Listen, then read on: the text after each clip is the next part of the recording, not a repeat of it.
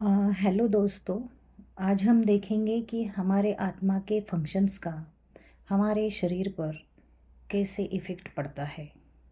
हमारा शरीर जो है वो आत्मा द्वारा चलाया जाता है।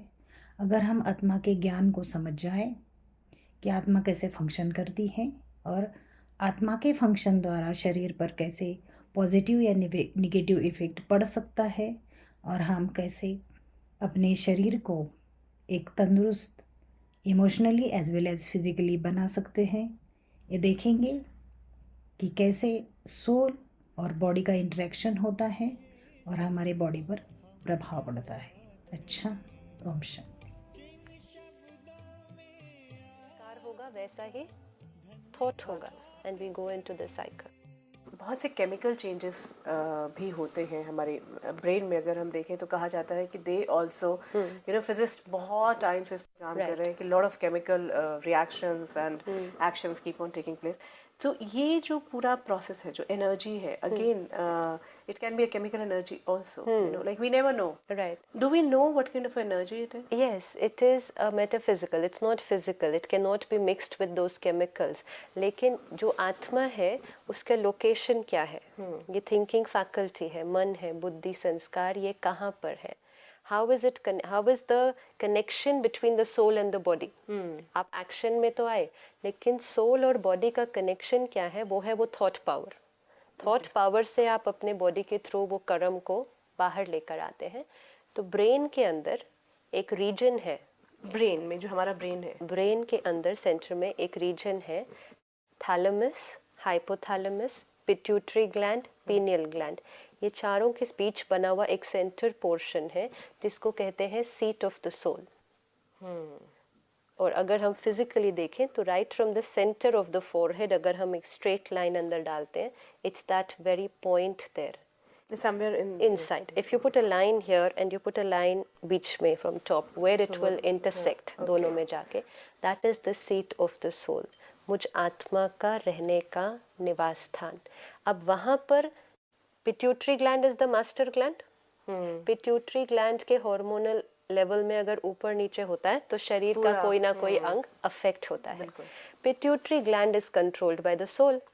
जो थॉट्स सोल से उधर जाएंगी वो फर्स्ट चीज पिट्यूटरी ग्लैंड को अफेक्ट करेंगे and then the action will be sent here. Stress हुआ, एंगर हुआ, हैप्पीनेस हुई, कुछ भी different feelings, emotions that are created, hormonal level of the pituitary gland will fluctuate and accordingly वो कोई ना कोई बीमारी का रूप ले सकती है शरीर ये में। एंगर हुआ, ये स्ट्रेस हुआ, ये this is a thoughts thought है ना, एक्चुअली। हाँ, थॉट्स तो है, थॉट की एनर्जी जो है वो पिट्यूटरी ग्लैंड को अफेक्ट अफेक्ट करेगी करती तो हुई। उसके हार्मोनल लेवल को इफेक्ट कर दिया कि जो किस तरह के हार्मोन सिक्रीट किए, या ज़्यादा मात्रा में सिक्रीट हो गए या कम सिक्रीट हुए, तो कहीं ना कहीं जो शरीर का कमज़ोर अंग होगा उसके ऊपर वो अफेक्ट कर जाएंगे।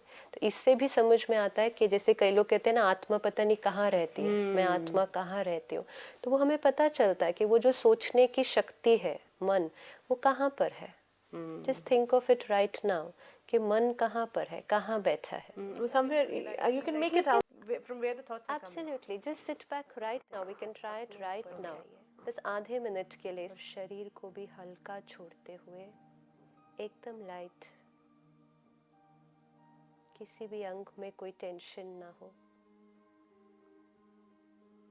शरीर के एक एक अंग को महसूस करते हुए चेहरे पर आ जाइए और फिर भ्रुकुटी के बीच, in the centre of the forehead, in the middle of the eyebrows, अपने विचारों को देखने का प्रयास कीजिए। कौन से विचार चल रहे हैं इस समय। जैसे ही आप अपने विचारों को देखते हैं,